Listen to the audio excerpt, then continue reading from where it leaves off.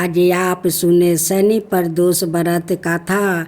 इस कथा को सुनने से आपका सारे मनोकामना पूर्ण जरूर शनि भगवान कर देंगे। शनि भगवान तो वो है जिस पर प्रसन्न हो जाते हैं उन्हें माला माल कर देते हैं। अगर जिन पर क्रोध हो जाते हैं उन्हें तो वो भिखारी बना कर छोड़ते हैं। जब तक शनि भगवान उन पर से अपना दृष्टि नहीं हटाते हैं तब तक उन्हें कोई शांति नहीं मिलते हैं। अब हम कथा सुनते हैं। शनि प्रदोष व्रत कथा के अनुसार प्राचीन काल में एक नगर में सेठ थे। सेठानी जी के घर में हर प्रकार की सुख सुविधा थी, लेकिन संतान नहीं होने के कारण सेठ और सेठानी हमेशा दुखी रहती थी। काफ़ी सोच विचार करके सेठ जी ने अपना काम नौकरों को सौंप दिया और खुद सेठानी के साथ तीर्थ यात्रा पर निकल पड़े। जब सेठ जी अपने नगर से बाहर निकले तो उन्होंने एक साधु मिले जो ध्यान मगन बैठे थे। सेठ जी ने सोचा क्यों ना साधु से आशीर्वाद लेकर आगे की यात्रा की जाए। सेठ और सेठानी साधु के निकट बैठ गए। साधु ने जब आंखों खोली तो उन्हें गाता हुआ कि सेठ और सेठानी काफ़ी समय से आशीर्वाद की प्रतीक्षा में बैठे हैं। साधु ने सेठ और सेठानी से कहा कि मैं तुम्हारा दुख जानता हूँ, तुम शनि प्रदोष व्रत करो, इससे तुम्हें संतान सुख प्राप्ति होगा। साधु ने सेठ सेठानी को प्रदोष व्रत की विधि भी बताई और शंकर भगवान की नियम वंदना बताई।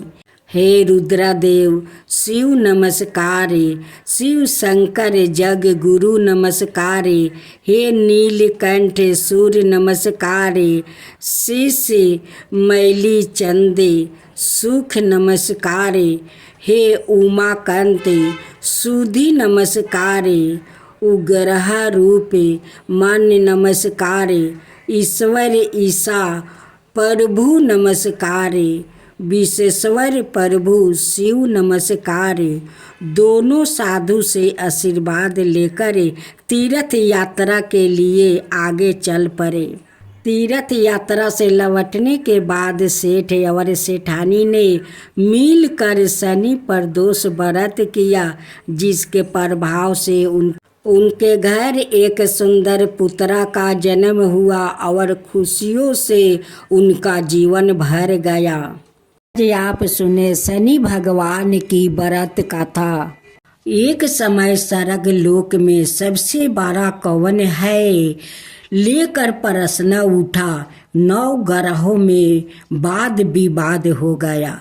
विवाद इतना बढ़ गया कि परस्पर भयंकर युद्ध की स्थिति बन गई। निर्णय के लिए सभी देवता देवराज इंद्र के पास पहुंचा और बोले, हे देवराज, आपको निर्णय करना होगा कि हम में से सबसे बड़ा कौन है। देवताओं का प्रश्न सुनकर देवराज इंद्र उलझन में पड़ गया। इंद्र बोले, मैं इस प्रश्न का उत्तर देने में असमर्थ हूँ। हम सभी पृथ्वी लोक में उज्जैनी नगरी में राजा विक्रमादित्य के पास चलते हैं।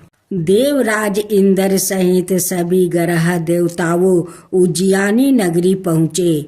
महल में पहुंचकर सब देवताओं ने उनसे अपना प्रश्न पूछा तो राजा विक्रमादित्य भी कुछ देर के लिए परेशान हो उठा, क्योंकि सभी देवता अपनी अपनी शक्तियों के कारण महान थे। किसी को भी छोटा या बड़ा कह देने से उनके क्रोध के प्रकोप से भयंकर हानि पहुंच सकती है। अचानक राजा विक्रमादित्य को एक उपाय सूझा और उन्होंने विभिन्न धातुओं स्वर्ण, रजत, चांदी, कांसा, दर्पण, तांबा, सीसा, रंगा, जस्ता, अबरक, लोहे के 9 आसन बनवाए। धातुओं के गुणों के अनुसार सभी आसनों को एक दूसरे के पीछे रखवा कर उन्होंने देवताओं को अपने अपने सिंहासन पर बैठने को कहा। देवताओं के बैठने के बाद राजा विक्रमादित्य ने कहा, आपका निर्णय तो सवाय हो गया। जो सबसे पहले सिंहासन पर विराजमान है वही सबसे बड़ा है। राजा विक्रमादित्य के निर्णय को सुनकर शनि देवता ने सबसे पीछे आसन पर बैठने के कारण अपने को छोटा जानकर क्रोधित होकर कहा, राजा विक्रमादित्य, तुमने मुझे सबसे पीछे बैठाकर मेरा अपमान किया है। तुम मेरी शक्तियों से पराजित नहीं हो। मैं तुम्हारा सर्वनाश कर दूंगा। शनि ने कहा, सूर्य एक राशि पर 1 महीने, चंद्रमा 2.25 दिन, मंगल 1.5 महीने, बुध और शुक्र 1 महीने, बृहस्पति 13 महीने रहते हैं। लेकिन मैं किसी राशि पर 7.5 बरस 7.5 तक रहता हूँ। बड़े बड़े देवताओं को मैंने अपने प्रकोप से पीड़ित किया हूँ। राम को 7.5 के कारण ही वन में जाकर रहना पड़ा और रावण को 7.5 के कारण ही युद्ध में मृत्यु का शिकार बनना पड़ा। राजा, अब तू भी मेरे प्रकोप से नहीं बच सकेगा। इसके बाद अन्य ग्रहों के देवता तो प्रसन्नता के साथ चले गए, परंतु शनि देव बड़े क्रोध के साथ वहां से विदा हुआ। राजा विक्रमादित्य पहले की तरह ही अन्याय करते रहे। उनके राज्य में सभी स्त्री पुरुष बहुत आनंद से जीवन यापन कर रहे थे। कुछ दिनों ऐसे ही बीत गया। उधर शनि देवता अपने अपमान को भूला नहीं था। विक्रमादित्य से बदला लेने के लिए एक दिन शनि देव ने घोड़े के व्यापारी का रूप धारण किया और बहुत से घोड़ा के साथ उज्जैनी नगरी पहुँचे। राजा विक्रमादित्य ने राज्य में किसी घोड़े के व्यापारी के आने का समाचार सुना तो अपने अश्वपाल को कुछ घोड़े खरीदने के लिए भेजा। घोड़ा बहुत कीमती थे। अश्वपाल ने जब वापस लौट कर इस संबंध में बताया तो राजा विक्रमादित्य ने सवाई आकर एक सुंदर शक्तिशाली घोड़े को पसंद किया। घोड़े की चाल देखने के लिए राजा उस घोड़े पर सवार हुआ तो वो घोड़ा बिजली की गति से दौड़ पड़ा। तेजी से दौड़ता घोड़ा राजा को दूर एक जंगल में ले गया और फिर राजा को वहां गिराकर जंगल में कहीं गायब हो गया। राजा अपने नगर को लौटने के लिए जंगल में भटकने लगा, लेकिन उन्हें लौटने का कोई रास्ता नहीं मिला। राजा को भूख प्यास लगे आई थी। बहुत घूमने पर उसने एक चरवाह मिला। राजा ने उसने पानी मांगा। पानी पीकर राजा ने उस चरवाह को अपनी औंठी दे दिया। फिर उसने रास्ता पूछ कर वहाँ जंगल से निकल कर पास के नगर में पहुँचा। राजा ने एक सेठ की दुकान पर बैठकर कुछ देर तक आराम किया। उससे सेठ ने राजा से बातचीत की तो राजा ने उसे बताया कि मैं उज्जैनी नगरी से आया हूँ। राजा के कुछ देर दुकान पर बैठने से सेठ जी की बहुत बिक्री हुई। सेठ ने राजा को बहुत भगवान समझा और खुश होकर उसे अपना घर भोजन के लिए ले गया। सेठ के घर में सोने का हार खूंटी पर लटका हुआ था। राजा को उस कमरे में छोड़कर सेठ कुछ देर के लिए बाहर गया। तभी एक आश्चर्यजनक घटना घटी। राजा देखते ही देखते सोने के उस हार को खूंटी निगल गई। सेठ ने कमरे में लौट कर हार को गायब देखा तो चोरी का संदेह राजा पर ही किया, क्योंकि उस कमरे में राजा ही अकेला बैठा था। सेठ ने अपने नौकरों से कहा कि इस परदेसी को रस्सियों से बांधकर नगर के राजा के पास ले चलो। राजा ने विक्रमादित्य से हार के बारे में पूछा तो उसने बताया कि उसके देखते ही देखते खूंटी ने हार को निगल लिया था।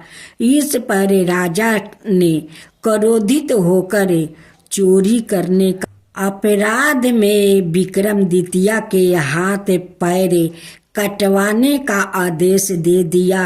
राजा विक्रमादित्य के हाथ पांव काट कर उसने नगर की सड़क पर छोड़ दिया गया। कुछ दिन बाद एक तेली उसे उठाकर अपने घर ले गया और उसे अपने किलू पर बैठा दिया। राजा आवाज देकर बैलों को हाँकता रहा। इस तरह तेली का बैल चलता रहा और राजा को भोजन मिलता रहा। शनि के प्रकोप की 7.5 पूरी होने पर वर्ष ऋतु प्रभाव हुई।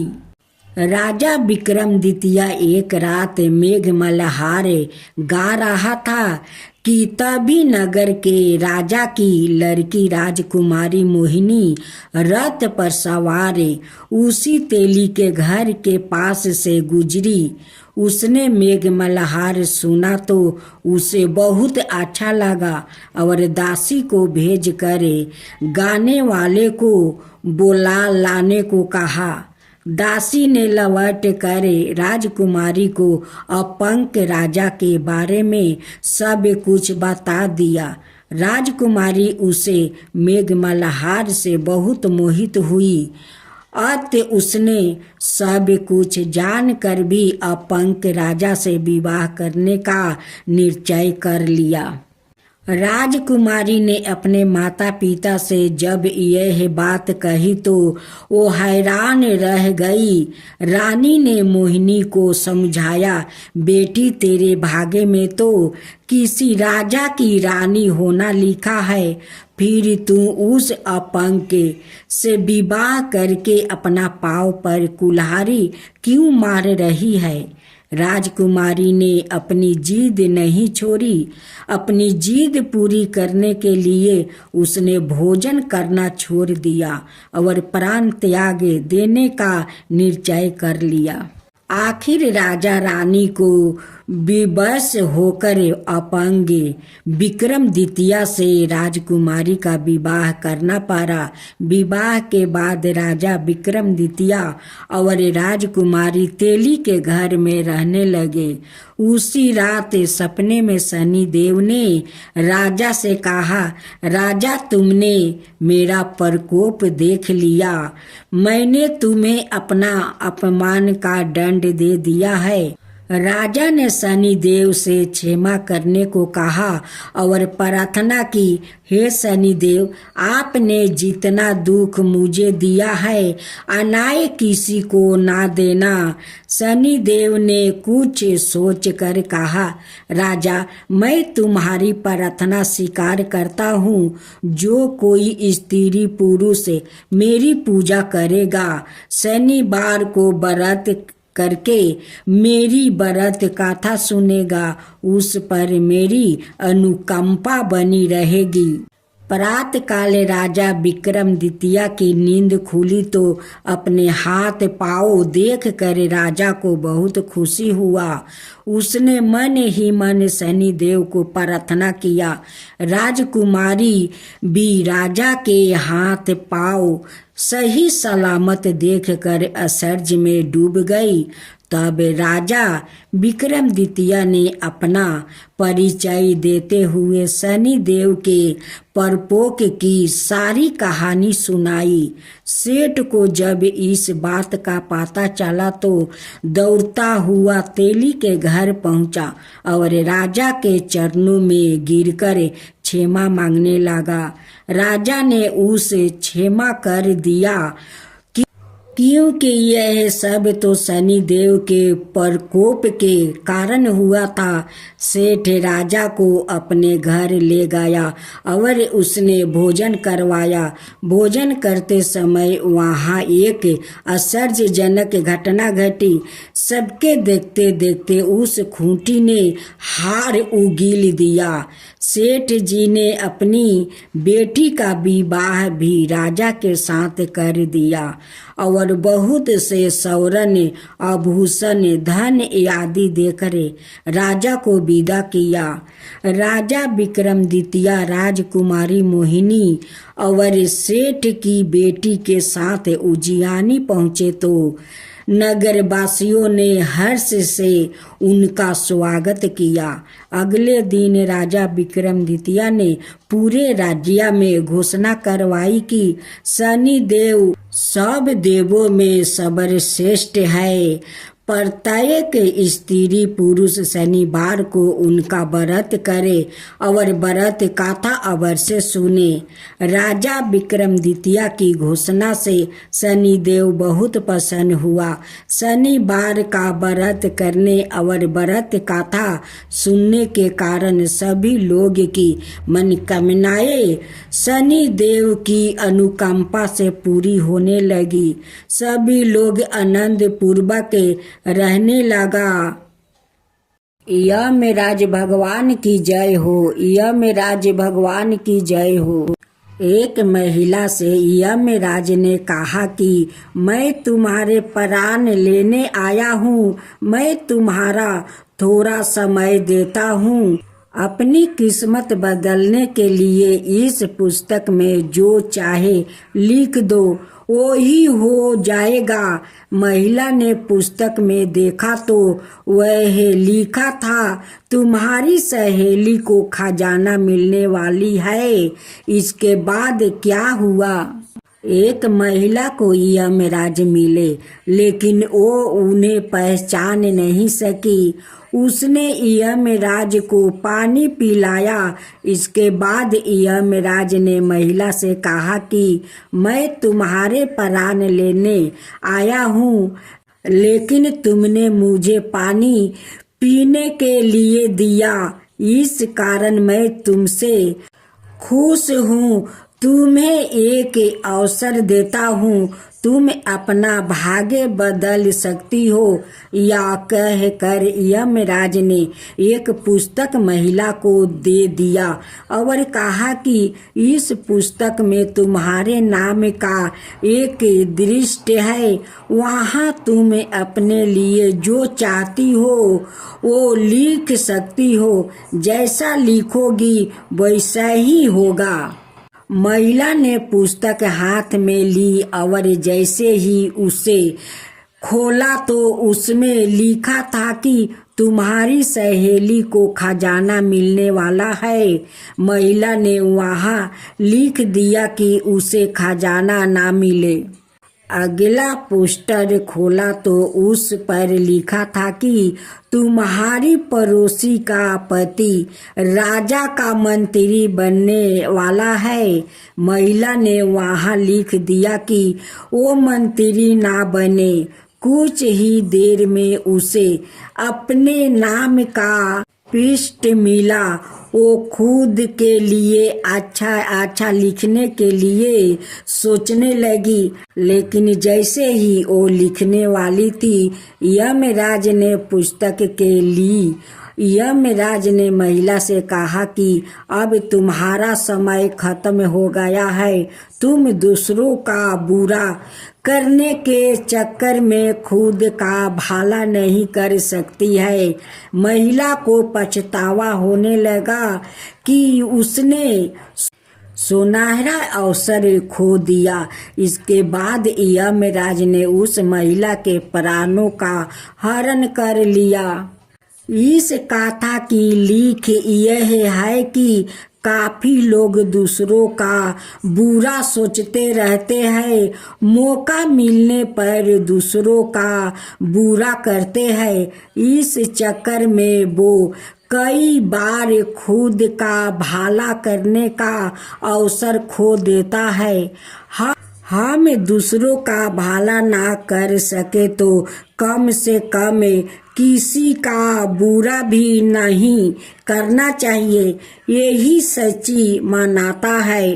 अगर वो महिला अपनी मित्र और पड़ोसी का बुरा नहीं सोचती तो खुद का भाग्य बदल सकती थी, लेकिन उसने पहले उनका बुरा करने की सोची और खुद के प्राण नहीं बचा सकी।